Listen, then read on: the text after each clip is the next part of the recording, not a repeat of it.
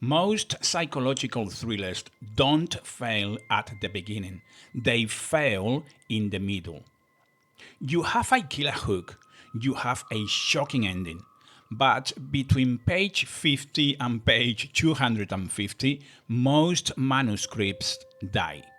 They die in that long grey stretch where you have already played your best card.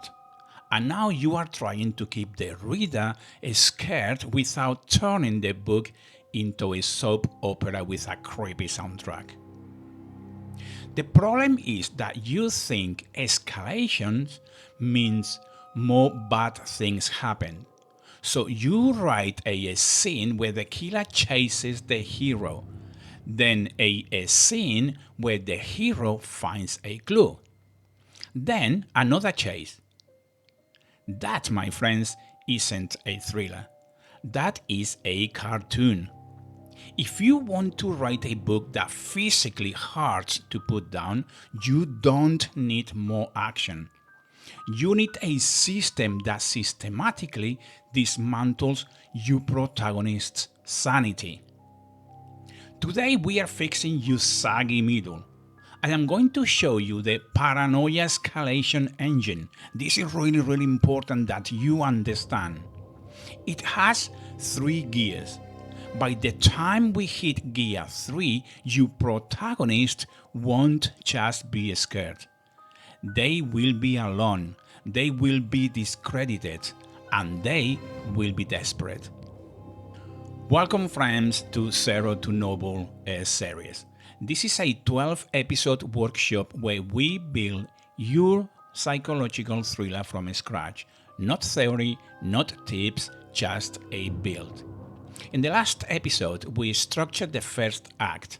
We got your protagonist into the trouble. Now we are entering the second act. This is where the wilderness. This is where 90% of writers get lost. Why? Well, because of the repetition trap. You know your villain is dangerous. The reader knows the villain is dangerous.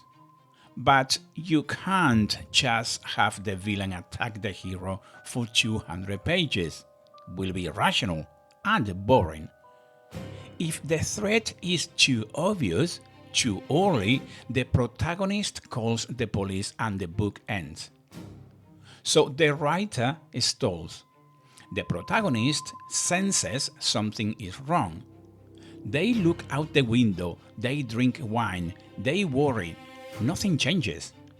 We need to replace worrying with pressure engineering. We are going to use a 3-gear engine to tighten the screws. Gear 1, the polite pushback. Gear 2, the echo. Gear 3, the isolation. Each gear strips away a specific layer of the protagonist's defense. We start with their manners, we move their senses, and finally, we destroy their credibility. Let's look at Gear 1. The first barrier to truth in a psychological thriller is not danger, it is politeness. In the real world, if you suspect your neighbor is a killer because he bought a shovel at 9 p.m., you don't call 911 or 999 or whoever you call. Why? Because the social contract. You don't want to be crazy neighbor, you don't want to be rude. Gear 1 weaponizes this fear of awkwardness. In the early part of Act 2, the antagonist shouldn't be attacking the protagonist with a knife. They should be attacking them with etiquette. Let's use our running example, the new neighbor. This will be the amateur version. Protagonist Sarah sees the neighbor, John, digging a hole. She screams, "What are you burying?" John glares at her sinisterly. That feels fake, it is too aggressive, too fast. The Gear 1 version. Sarah sees John digging. She goes to the fence. She asks, "Late night gardening?" John smiles. He's charming. He says, just planting some roses for my wife. She loves them. By the way, Sarah, I noticed your beans were still out, so I pulled them in for you. Do you see the trap? He just did her a favor. The social contract now obligates her to be grateful. If she accuses him now, she is the villain. She is the rude one. The polite pushback creates a scenario where the protagonist is paralyzed not by fear of death, but by fear of breaking social norms. The antagonist hides behind the mask of the good citizen. This creates a low level, knowing tension. The reader screams, he's lying, but understands exactly why the protagonist smiles and says, thank you for the beans. But politeness only holds for so long. Eventually, the protagonist will get suspicious again.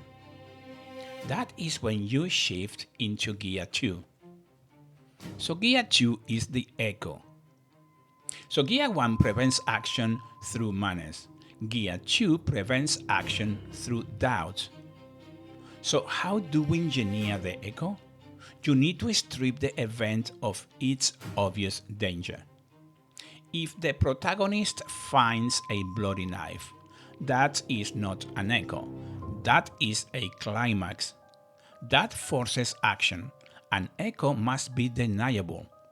It must sit right on the line between sinister and mundane.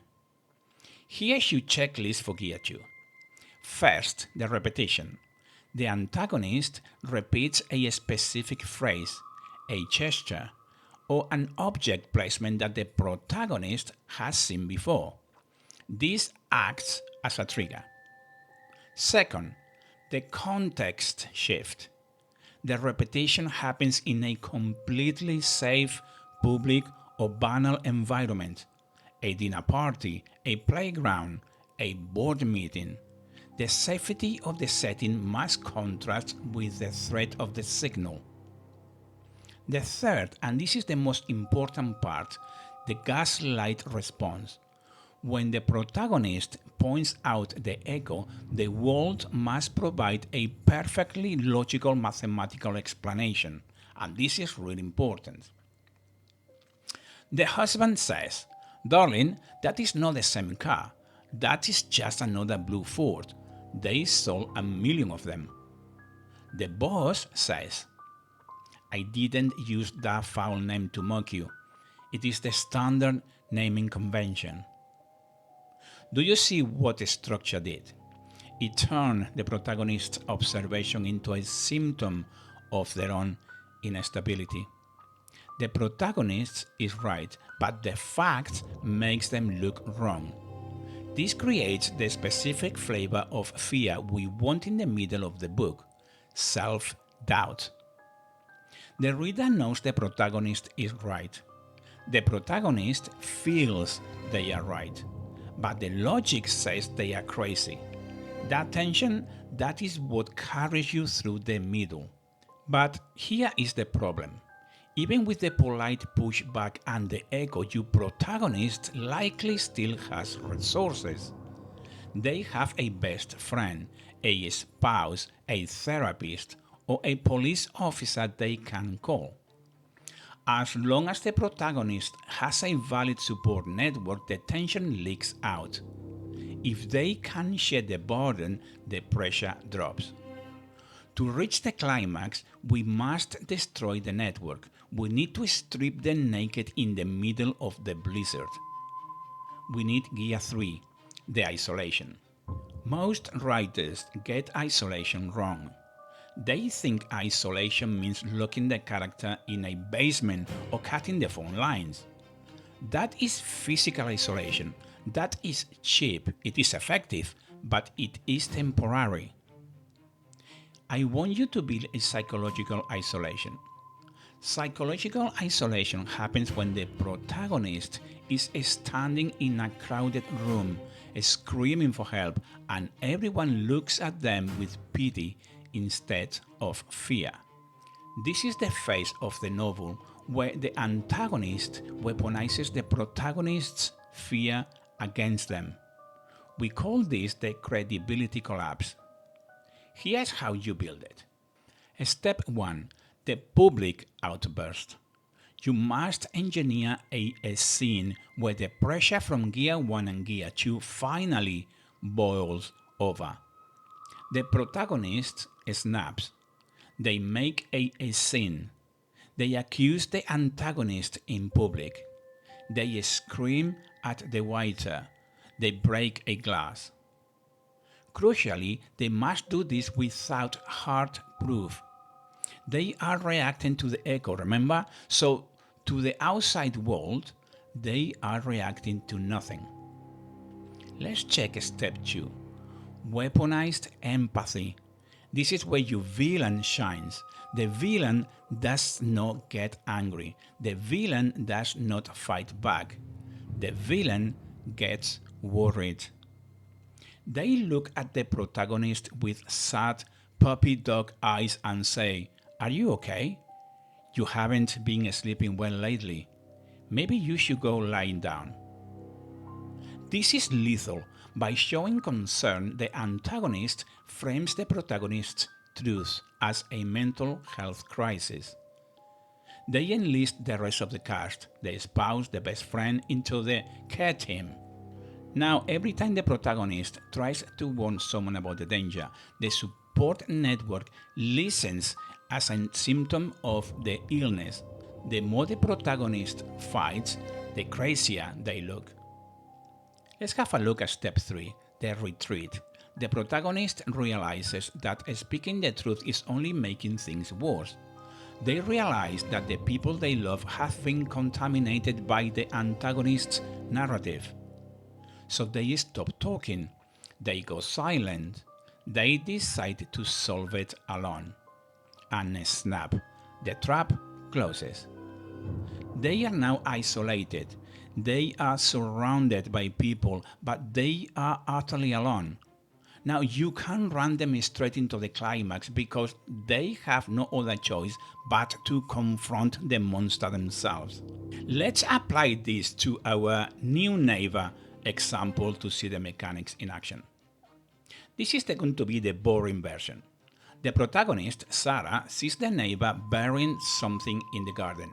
She tells her husband, Mark. Mark says, "That is weird, let's call the police." They call the police. The police come. End of tension. This is soap opera. Let me give you my own version, the mind twisted version, using Gear 3.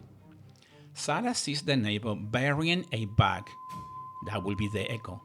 She is already on edge because of the polite pushback in chapter 4.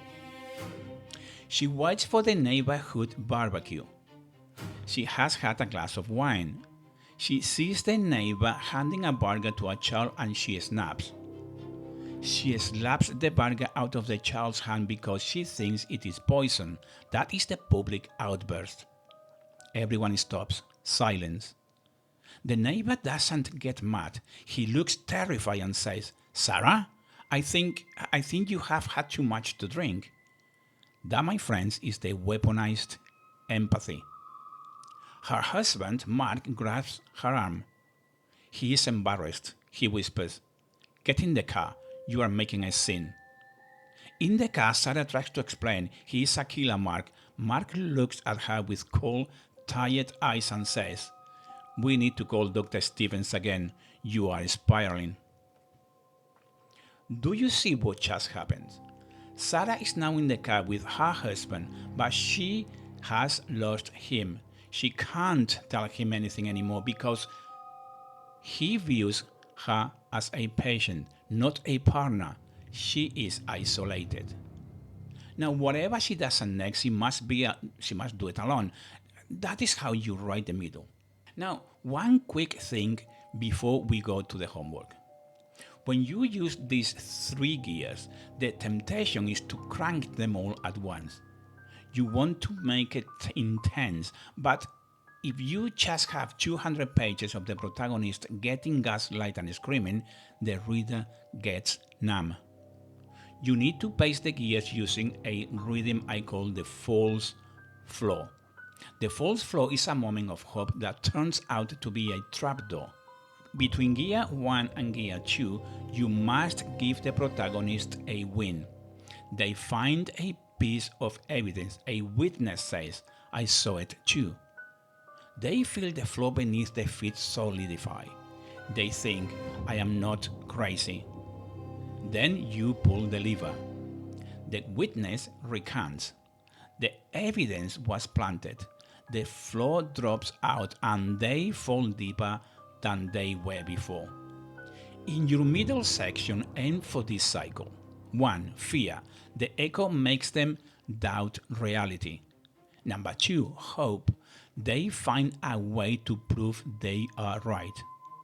And number 3. Despair. The proof is used to isolate them further. In our neighbor example, Sarah finds the receipt for the poison. That's the hope. She shows it to Mark.